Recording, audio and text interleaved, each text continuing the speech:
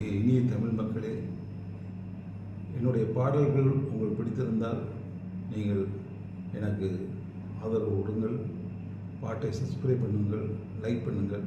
நன்றி, வணக்கம்.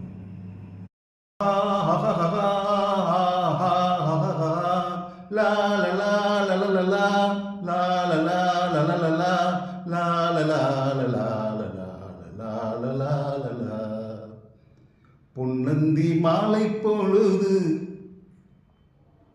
பொங்கட்டும் இன்ப நினைவு,